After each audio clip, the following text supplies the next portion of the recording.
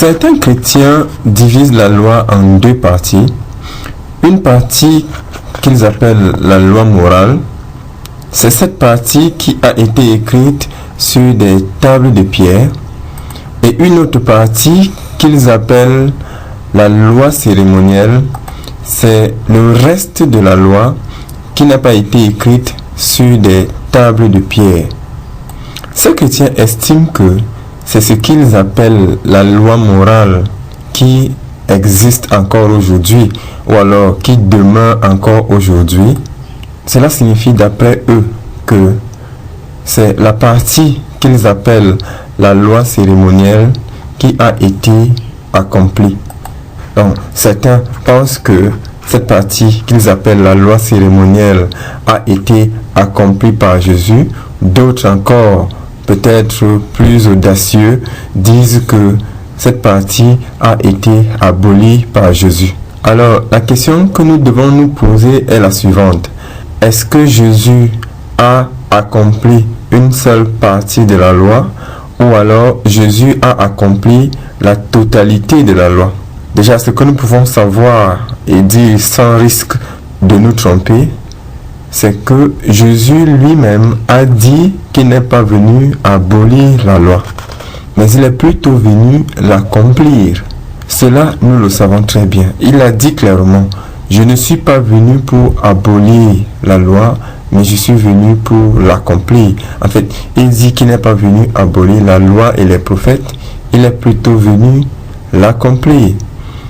Alors, quand quelqu'un déjà peut nous dire que Jésus a aboli une partie de la loi, nous pouvons comprendre que la personne est en train de se tromper. Ce que nous pouvons d'abord constater, c'est que quand Jésus parle de la loi, il fait en même temps référence à la partie que des gens appellent aujourd'hui la loi cérémonielle et à la partie que les gens appellent aujourd'hui la loi morale. Donc, quand vous regardez la déclaration de Jésus, là où il dit qu'il n'est pas venu abolir la loi mais l'accomplir, il fait référence à la fois aux articles de la loi qui se trouvent dans la partie que des gens considèrent aujourd'hui comme étant la loi morale et aux articles de la loi qui se trouvent dans la partie que des gens considèrent aujourd'hui comme étant la loi cérémonielle. Jésus fait référence à toutes ces parties de la loi dans son cours exposé. En regardant dans le sermon sur la montagne, Matthieu 5, nous pouvons lire ceci à partir du verset 17. Ne croyez pas que je sois venu pour abolir la loi ou les prophètes. Je suis venu non pour abolir, mais pour accomplir. Et il continue au verset 18 en disant, car je vous le dis en vérité, tant que le ciel et la terre ne passeront point, il ne disparaîtra pas de la loi un seul iota ou un seul trait de lettre jusqu'à ce que tout soit arrivé. Qu'est-ce que nous constatons donc? Après avoir fait cette déclaration, dans les versets qui suivent, Jésus fait référence à toutes les parties de la loi. Disons cela comme ça. Jésus fait référence, comme nous venons de le dire, aux articles de la loi qui se trouvent dans la partie de la loi que des gens considèrent aujourd'hui comme étant la loi cérémonielle. Il fait aussi référence aux articles de la loi qui se trouvent dans la partie que des gens considèrent aujourd'hui comme la loi morale. Vérifions un peu nos propos. Dans Matthieu chapitre 5, verset 21, qu'est-ce que le Seigneur Jésus dit? Il dit, vous avez entendu qu'il a été dit aux anciens, tu ne tueras point. Celui qui tuera mérite d'être puni par les juges. Il continue au verset 22.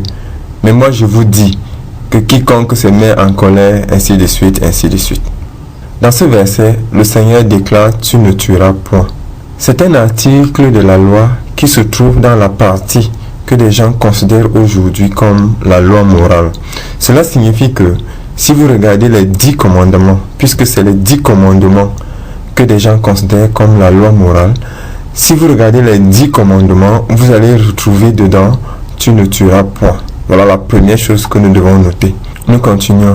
Dans Matthieu chapitre 5, verset 31, qu'est-ce que le Seigneur Jésus dit? Il dit, il a été dit, que celui qui répudie sa femme lui donne une lettre de divorce. Mais moi je vous dis que celui qui répudie sa femme, sauf pour cause d'infidélité, l'expose à devenir adultère. Donc, ce qui nous concerne en fait, c'est la partie du verset 31. Il a été dit que celui qui répudie sa femme lui donne une lettre de divorce. Qu'est-ce que nous constatons avec ce verset? Ce verset de Matthieu chapitre 5 verset 31 fait référence à un article de la loi qui ne se trouve pas dans la partie que des gens considèrent aujourd'hui comme la loi morale. Ce verset 31 du chapitre 5 fait référence à Deutéronome chapitre 24 à partir du verset 1 où la loi parle du divorce. Nous voyons donc dans ces deux premiers versets que nous venons de traiter que Jésus a déjà fait référence à la partie que des gens considèrent comme la loi morale, tu ne tueras point, et à la partie que des gens considèrent comme la loi cérémonielle, que celui qui répudie sa femme lui donne une lettre de divorce. Allons-y, Deutéronome chapitre 24.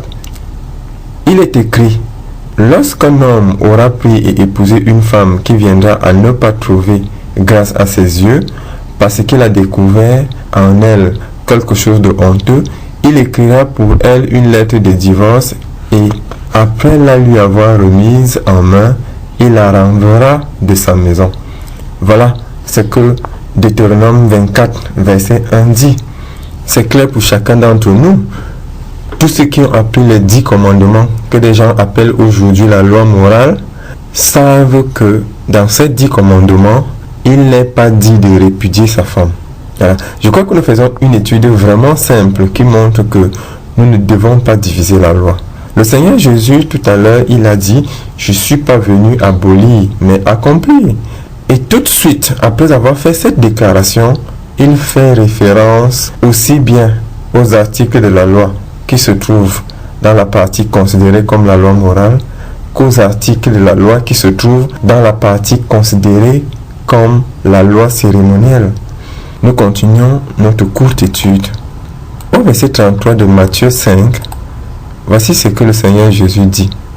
Vous avez encore appris qu'il a été dit aux anciens: tu ne te parjureras point, mais tu t'acquitteras envers le Seigneur de ce que tu as déclaré par serment. Cette déclaration du Seigneur Jésus fait référence à Exode chapitre 20, verset 7, où il est dit dans la loi: tu ne prononceras point le nom de Dieu en vain. Nous voyons que c'est un article de la loi qui se trouve dans les 10 commandements, c'est-à-dire dans ce que les gens appellent aujourd'hui la loi morale. Chacun de nous sait que dans les 10 commandements, il est dit « Tu ne prononceras pas le nom de Dieu en vain ». Nous continuons. Au verset 38 maintenant, qui est le dernier verset que nous allons étudier, il est écrit « Vous avez appris qu'il a été dit œil pour œil et dent pour dent ». Cela est très facile à étudier. Chacun d'entre nous sait que dans les 10 commandements, il n'a pas été dit œil pour œil, dent pour dent. Nous comprenons clairement que cette déclaration du Seigneur Jésus fait référence à l'autre partie de la loi qui n'est pas les 10 commandements et que des gens appellent aujourd'hui la loi cérémonielle. Où est-ce que ça se trouve? Si nous allons dans Lévitique 24, verset 20, nous allons voir cette déclaration. Fracture pour fracture, œil pour œil, dent pour dent, il lui sera fait la même blessure qu'il a faite à son prochain. Voilà. Ça c'est Lévitique chapitre 24 à partir du verset 20. Nous voyons clairement que cela n'a rien à voir avec les 10 commandements. Les 10 commandements que les gens appellent aujourd'hui la loi morale. Cela se trouve donc dans le reste de la loi qui n'a pas été écrit sur des tables de pierre et qui est considéré aujourd'hui comme la loi cérémonielle. La conclusion est donc évidente. La conclusion est simple. Le Seigneur Jésus dit « Je ne suis pas venu abolir, mais accomplir ». Tout de suite, comme nous l'avons déjà dit, après avoir fait cette déclaration, il ne se contente pas de faire référence à une seule partie de la loi. Il fait référence à la loi entière, aussi bien à la partie que des gens considèrent aujourd'hui comme la loi morale, parce qu'elle a été écrite sur des tables de pierre, car cette partie qui n'a pas été écrite sur des tables de pierre et que des gens considèrent comme la loi cérémonielle. Donc le Seigneur Jésus est en train de montrer par là que quand il dit qu'il est venu non pas pour abolir mais pour accomplir, il est en train de faire référence à la loi entière. Alors, qu'est-ce qui autorise donc de nos jours à dire que c'est seulement une partie de la loi qui a été accomplie? On ne sait pas, on ne le saura jamais. On comprend simplement que ces gens sont dans l'erreur. Ok, nous venons de voir que le Seigneur Jésus dit: je suis venu non pas pour abolir, mais accomplir. Alors, après avoir fait cette déclaration, il fait référence à toutes les parties de la loi, à tous les articles de la loi, aussi bien ceux qui se trouvent dans ce que les gens considèrent comme la loi morale, que ceux qui se trouvent dans ce que les gens considèrent comme la loi cérémonielle. Il prend un échantillon, même pas un seul échantillon, il prend, si je me permets de dire, 2 échantillons dans ce que les gens appellent la loi morale, 2 échantillons dans ce que les gens appellent la loi cérémonielle. On comprend donc que, en fait, c'est une division qu'ils ont juste décidé sur la base du fait qu'une partie n'a pas été écrite sur des tables de pierre. Mais maintenant, quand tu as déclaré que c'est une seule partie qui a été accomplie, on ne sait plus exactement sur quoi il s'appuie, puisque c'est Jésus qui vient de dire qu'il n'est pas venu abolir mais accomplir, en faisant bien référence à la loi entière, en prenant 2 échantillons à gauche et 2 échantillons à droite, si nous pouvons nous permettre de dire cela ainsi. Ce même Jésus, quand il arrive à la croix, il déclare: tout est accompli. Cela, tout le monde le sait. Il déclare: tout est accompli. Dans Jean chapitre 19, verset 30, tout le monde sait que le Seigneur Jésus a dit: tout est accompli. Utilisez votre sens. Qu'est-ce qui peut autoriser un être humain à dire que quand Jésus dit tout est accompli, il est seulement en train de faire référence à une partie de la loi? C'est complètement erroné. Quand des gens disent que c'est seulement une partie de la loi qui a été accomplie, nous voyons clairement que c'est une profonde erreur. C'est une erreur fondamentale. Rien ne peut soutenir cela, rien du tout, rien du tout. Il n'est pas possible que le Seigneur Jésus dise: je suis venu non pas pour abolir, mais accomplir. Tout de suite après, il fait référence à la loi entière, mais quand il arrive à la croix, il dit: tout est accompli, en faisant référence à une partie de la loi. Tout est accompli signifie une partie de la loi. Vraiment, ce serait trop bizarre. Ce serait trop surprenant que tout signifie une partie. C'est pas amusant. Tout signifie une partie. Tout est accompli signifie une partie seulement de la loi qui est accomplie. Ça n'a pas de sens. Ça signifie simplement que c'est toute la loi qui est accomplie. Puisque le Seigneur Jésus a dit: je suis venu non pas pour abolir, mais pour accomplir. Si nous considérons qu'il a accompli seulement une partie de la loi, alors tout n'est pas accompli. Et rien ne peut nous autoriser à dire que c'est seulement la loi morale, comme on l'appelle, qui a été accomplie, ou alors c'est seulement la loi cérémonielle qui a été accomplie, puisque c'est les 2 termes que des gens utilisent. Et nous rappelons que nous disons cela parce que quand Jésus-Christ a dit qu'il est venu non pas pour abolir, mais pour accomplir, il a fait référence à la loi entière. Alors à partir de là, nous comprenons aussi que quand Jésus-Christ dit qu'il a déjà tout accompli, en déclarant dans Jean 19:30 que tout est accompli, il fait aussi référence à la loi entière, puisqu'il est venu accomplir la loi. Ayant fait référence à la loi entière dans la première déclaration qui se trouve dans Matthieu 5, verset 17, il fait donc nécessairement référence à la loi entière dans la deuxième déclaration qui se trouve dans Jean chapitre 19, verset 30. Personne ne peut nous prouver le contraire et personne ne doit essayer de nous mettre le contraire dans la tête. Ce serait totalement vouloir nous faire tomber dans la fosse. Mais puisque nous ne sommes pas aveugles, alors nous ne pourrons pas suivre des conducteurs d'aveugles, puisque nous risquons de tomber dans la fosse avec eux. Il y y a quelques déclarations encore dans la Bible qui concernent la loi et Christ. Par exemple, il est dit, Christ est la fin de la loi pour tous ceux qui croient. Cela se trouve dans Romains chapitre 10, verset 4. Il est écrit, car Christ est la fin de la loi pour la justification de tous ceux qui croient. Alors, il faut donc qu'on décide. Si Christ a accompli une seule partie de la loi, nous comprenons aussi que Christ est la fin seulement d'une partie de la loi. Mais c'est totalement erroné. Christ ayant accompli toute la loi, il est aussi la fin de toute la loi.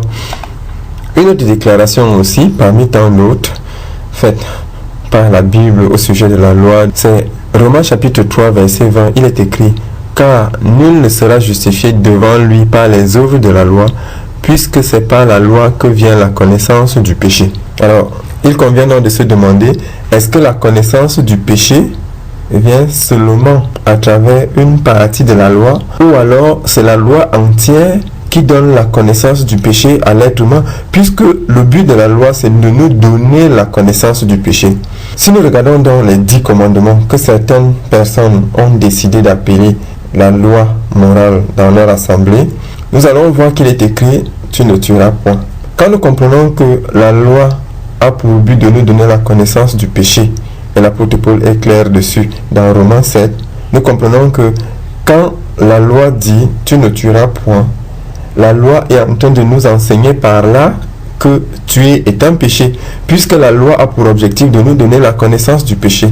Je tiens ça de Romains chapitre 7, où l'apôtre Paul dit « Si la loi ne disait pas qu'il ne fallait pas convoiter, moi je ne saurais pas que la convoitise est un péché. » Donc de la même façon, si la loi ne disait pas « Tu ne tueras point », moi je ne saurais pas que le meurtre est un péché. C'est comme ça donc que la loi nous donne la connaissance du péché.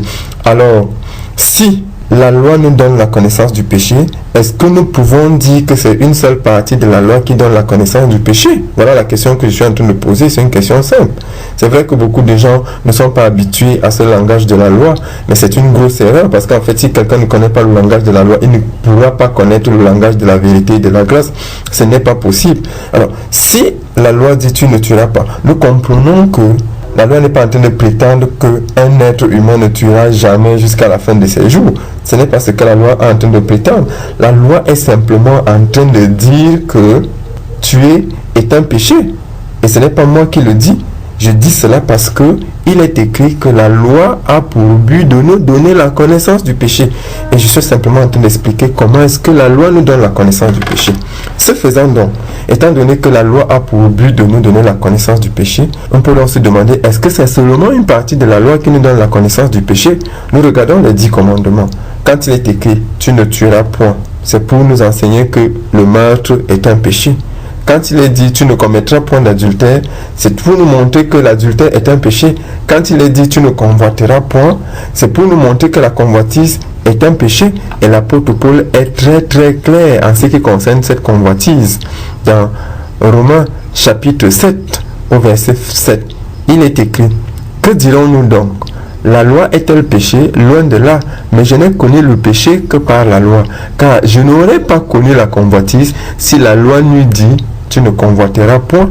Donc, l'apôtre Paul est en train de montrer dans ce roman, chapitre 7, verset 7, comment est-ce que la loi nous donne la connaissance du péché. Cette connaissance du péché qui nous a été présentée dans Romains chapitre 3, à partir du verset 20. Alors, on peut donc se demander, si nous parcourons le reste de la loi, que des gens appellent aujourd'hui la loi cérémonielle, est-ce que nous ne pouvons pas avoir la connaissance du péché dans cette partie que les gens appellent la loi cérémonielle? Si nous allons dans Lévitique chapitre 18, verset 22, il est écrit « Tu ne coucheras point avec un homme comme on couche avec une femme ». Voilà ce que la loi dit. Est-ce que aujourd'hui nous allons donc comprendre que cette partie de la loi, puisqu'elle n'est pas écrite sur les tables de pierre, c'est-à-dire puisqu'elle n'est pas, selon certaines personnes, la loi morale, c'est-à-dire puisqu'elle est la loi cérémonielle selon les mêmes personnes, est-ce qu'on peut donc oser dire que quand cette loi dit tu ne coucheras point avec un homme comme on couche avec une femme, cette partie n'est pas en train de nous enseigner que coucher avec un homme comme on couche avec une femme est un péché? La question est simple. La Bible dit que par la loi nous est donné la connaissance du péché. Et on vient de voir dans les 10 commandements, quand on dit tu ne tueras point, nous comprenons qu'on est en train de nous enseigner que tuer est un péché. Quand on dit tu ne commettras point d'adultère, on est en train de nous enseigner que commettre l'adultère c'est un péché. Maintenant, nous partons donc des 10 commandements qui ont été écrits sur des tables de pierre. Nous venons dans la partie de la loi qui n'a pas été écrite sur des tables de pierre.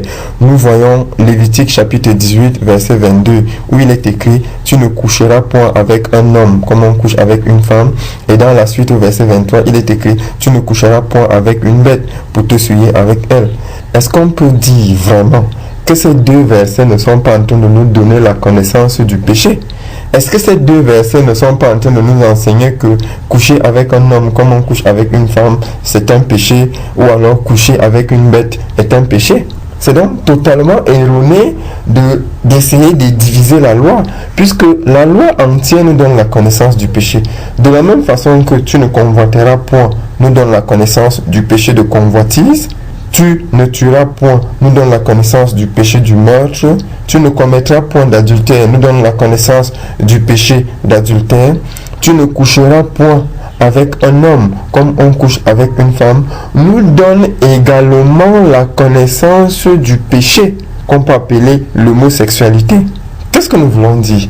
Nous voulons dire que quand nous passons toute la loi dans le test des déclarations qui sont faites dans la parole de Dieu, nous comprenons que la loi est simplement unique.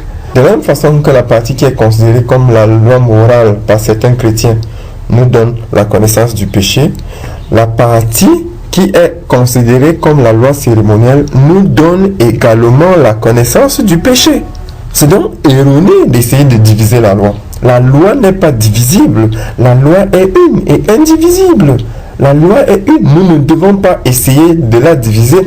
Tout ce qui est valable pour la partie qui a été écrite sur les tables de pierre est valable pour la partie qui n'a pas été écrite sur les tables de pierre. L'un des arguments que les défenseurs de la division de la loi utilisent, c'est le fait que les 10 commandements ont été écrits sur les tables de pierre et mis dans l'arche de l'alliance, alors que le reste de la loi a été écrit dans un livre et posé à côté de l'arche. Donc, ceux qui défendent la division de la loi en 2 parties utilisent cet argument pour montrer que la partie qui a été écrite sur les tables de pierre est plus importante que la partie qui n'a pas été écrite sur les tables de pierre. Regardons un peu Deutéronome. Pour que chacun d'entre nous comprenne cela très clairement, il est dit dans Deutéronome chapitre 10, à partir du verset 3, « J'ai fait une arche de bois d'acacia. J'ai taillé 2 tables de pierre comme les premières et je montai sur la montagne. Les 2 tables dans ma main. » Verset 4.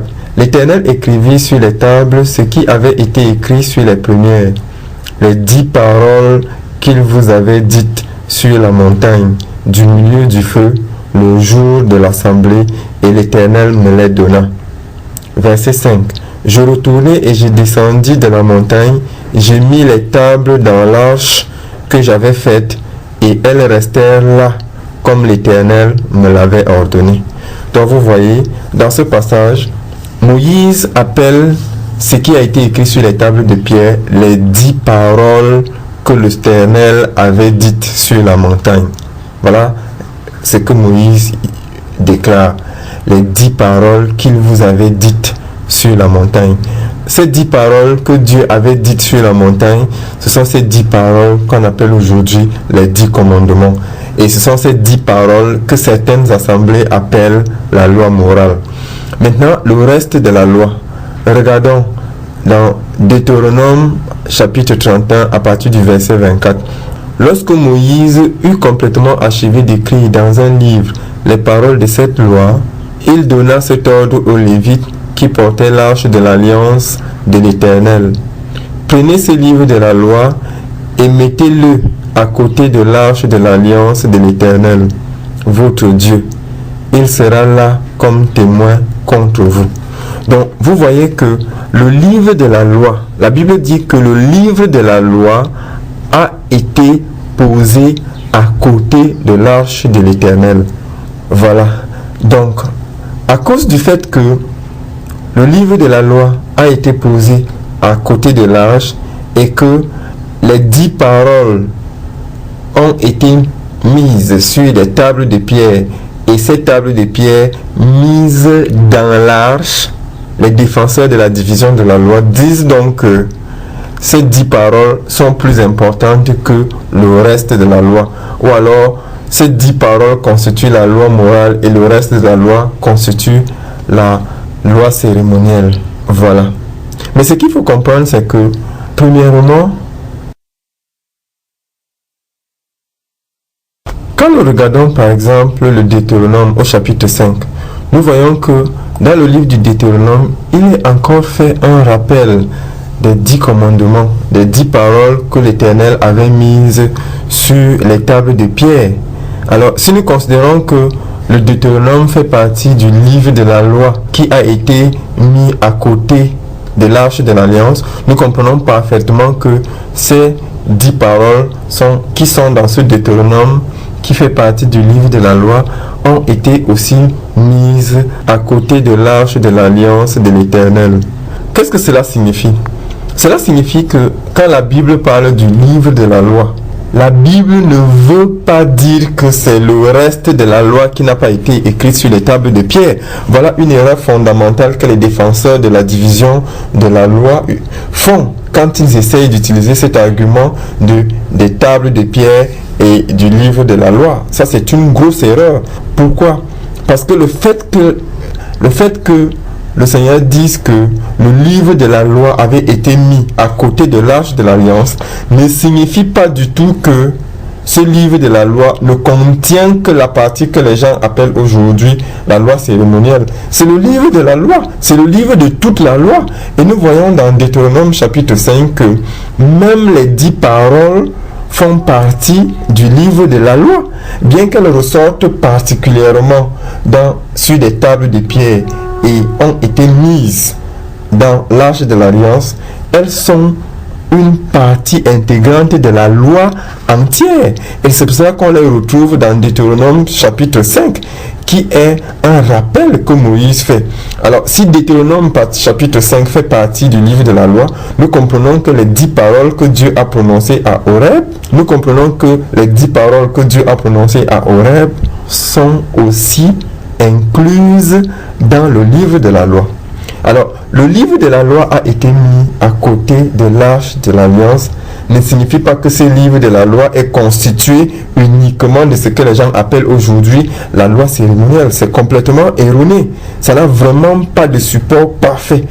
L'une des preuves les plus sérieuses qui peuvent nous montrer que nous ne devons pas penser que le livre de la loi ne comprend que la partie de la loi qui n'a pas été écrite sur les tables de pierre, nous devons regarder la déclaration qui est faite dans Josué chapitre 1 verset 8. Il est écrit que ce livre de la loi ne s'éloigne point de ta bouche, médite-le jour et nuit pour agir fidèlement selon tout ce qui y est écrit, car c'est alors que tu auras du succès dans tes entreprises, c'est alors que tu réussiras. Est-ce que nous pouvons imaginer que l'Éternel soit en train de dire à Aaron de ne pas s'éloigner, de ne jamais s'éloigner du livre de la loi, en sachant très bien que ce livre de la loi ne contient pas les 10 paroles. Essayons d'imaginer un seul instant que le livre de la loi ne contienne pas les 10 commandements. Ce n'est pas possible. C'est complètement impensable. Ce n'est pas possible que Dieu soit en train de donner à Josué ce livre de la loi, alors que ce livre de la loi ne contient pas les 10 commandements qu'il a donnés à Horeb. Alors, si nous pensons donc que ce livre de la loi dont il est question dans Josué ne contient pas les 10 commandements que Dieu a donnés à Moïse sur le mont Horeb, nous pouvons donc commencer à imaginer que vraiment que le livre de la loi ne contient que la partie de la loi qui n'a pas été écrite sur les tables de pierre. L'Éternel ne dit pas ici, ne t'éloigne point de la partie qui a été écrite sur les tables de pierre, ne t'éloigne point du livre de la loi. Il dit uniquement que ce livre de la loi ne s'éloigne point de sa bouche. Nous comprenons clairement que ce livre de la loi contient la loi entière il ne contient pas seulement la partie qui n'était pas écrite sur les tables de pierre. Et Deutéronome nous le prouve. Nous avons déjà vu que dans Deutéronome, il est rappelé les 10 commandements. Alors nous comprenons donc que, étant donné que les 10 commandements font partie de Deutéronome, qui fait partie du livre de la loi, nous ne devons donc pas penser que le livre de la loi ne contient que la partie de la loi qui n'a pas été écrite sur les tables de pierre. Nous allons d'abord arrêter là cette étude de la division de la loi, mais nous insistons beaucoup dessus parce que cela est d'une grande importance. Parce que si nous ne comprenons pas la loi, il est impossible que nous comprenions le salut. Parce qu'il est écrit dans la parole de Dieu, c'est en mourant à la loi que nous pouvons vivre pour Dieu. Si quelqu'un ne comprend pas la loi, il est impossible qu'il soit sauvé. Ça, je vous garantis. Il est impossible qu'il soit sauvé. Ce n'est pas possible. Enfin, ta compréhension du salut sera très très superficielle. Donc, tu ne pourras pas être sauvé avec une compréhension du salut très superficielle. J'insiste beaucoup sur cette inscription en faux contre la division de la loi parce que des gens utilisent des arguments vraiment irrécevables pour montrer que la loi est divisée, simplement pour défendre une doctrine. Nous ne devons pas chercher à tout prix à défendre une doctrine parce que nous voulons justifier le fait que nous continuons à respecter le sabbat. Nous utilisons n'importe quel argument. Et évidemment, puisque la plupart des gens n'ont pas la connaissance de la loi, ils sont facilement emportés par des arguments qui sont même clairement irrécevables. C'est une grosse erreur. Pourquoi? Parce que si tu comprends mal la loi, tu vas mal comprendre ce qui a été accompli. C'est pour ça que j'insiste dessus. Si tu comprends mal la loi, tu vas mal comprendre ce qui a été accompli. Tu vas mal comprendre ce que signifie le pardon des péchés. Parce que le pardon des péchés est étroitement lié à l'accomplissement de la loi. Le pardon des péchés est étroitement lié à l'accomplissement de la loi. Si la loi n'a pas été accomplie, alors le pardon des péchés n'a pas été exécuté. Pas du tout. Si Jésus n'a pas accompli la loi de l'adultère, tu ne peux pas être pardonné du péché de l'adultère. Ce n'est pas possible. Tu ne peux pas être pardonné du péché de l'adultère. Quoi que tu fasses, c'est impossible. Il faut que chacun d'entre nous comprenne ça. Si Jésus-Christ n'a pas accompli la loi de l'idolâtrie, il est impossible que tu puisses être pardonné du péché de l'idolâtrie. Ce n'est pas possible. Donc, nous devons chacun d'entre nous comprendre très bien ce qu'on appelle l'accomplissement de la loi. Parce que si un article de la loi n'a pas été accompli, premièrement, Jésus n'a pas accompli la loi, puisque la loi est une et indivisible. Jésus n'a donc pas accompli la loi entière. Conséquence, ce péché ne peut jamais être pardonné. Parce qu'un péché ne peut être pardonné que sur la base du fait que Jésus là a accompli la loi qui donne la puissance à ce péché particulier. Je sais que ça c'est un langage qui n'est pas toujours très compréhensible parce que les gens ne veulent pas utiliser le renouvellement de l'intelligence dont il est question dans la parole de Dieu pour comprendre les Saintes Écritures. Nous devons comprendre que notre salut est lié au fait que Jésus a accompli la loi. Donc si un article de la loi n'a pas été accompli, il est impossible que tu sois pardonné de ce péché. Et je prends pour exemple le péché du vol. Si Jésus n'a pas accompli la loi du vol, cela signifie que le péché du vol a encore la puissance. Pourquoi? Puisque c'est la loi du vol qui donne la puissance au péché du vol. Et la mort passera par l'aiguillon du péché du vol pour pouvoir t'atteindre. Et elle t'atteindra. Mais si tu crois que la loi du vol a été accomplie par le Seigneur Jésus-Christ, le péché du vol aura donc perdu sa puissance, puisque c'est la loi du vol qui donne la puissance au péché du vol. De cette façon, la mort ne pourra pas passer par là. Cela signifie que si tu crois que toute la loi a été accomplie, tu comprends donc qu'il ne sera pas possible que quelques péchés puissent encore avoir de la puissance. Ce qui signifie en fin de compte que la mort ne pourra passer par aucun péché pour pouvoir t'atteindre, puisque chaque péché, par l'accomplissement de la loi qui le révèle, aura perdu sa puissance. C'est aussi simple. Voilà donc ce que le Seigneur Jésus a fait pour nous sauver de l'emprise du péché. il a enlevé la puissance que détient le péché, c'est-à-dire la loi.